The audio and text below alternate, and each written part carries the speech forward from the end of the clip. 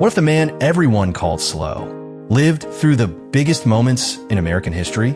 This is the unbelievable life of Forest Gump. A white feather floats through the sky, landing gently at the feet of a man sitting on a bench. That man is Forest Gump. He's wearing a beige suit, holding a box of chocolates, and starts talking to strangers beside him. His tone is calm, his words simple, but what he tells them, unbelievable. Forest was born in Greenbow, Alabama. He had a low IQ, just 75, but his mother, Mrs. Gump, made sure he got every chance like other kids. She tells him, "You're no different, Forest." To get him into regular school, she even sleeps with the principal. That's how determined she is. Young Forest also had leg braces. Kids bullied him constantly. But one day, while running from them, something magical happened. His braces broke apart, and he ran. That moment changed everything.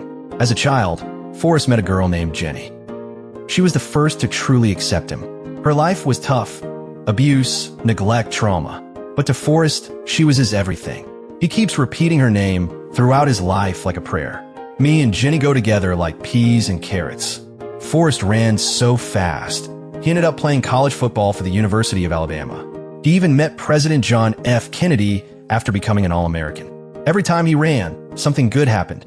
After college, Forest joins the Army. There, he meets Bubba, a fellow soldier obsessed with shrimp. They plan to open a shrimp business after the war. But then, Vietnam.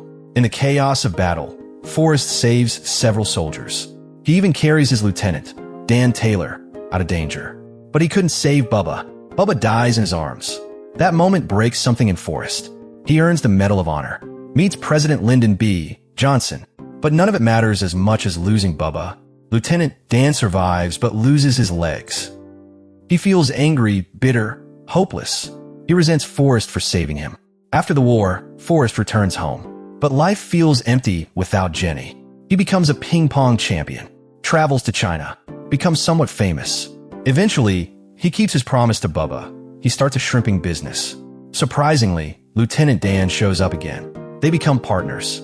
After a hurricane wipes out other boats, their company thrives. They get rich. But money doesn't change Forest. He just cuts grass at home and sends money to Bubba's mom. Jenny drifts in and out of Forest's life. She struggles with addiction and trauma. One night, she stays with Forest. He proposes. She turns him down. But that night, they sleep together. By morning, she's gone.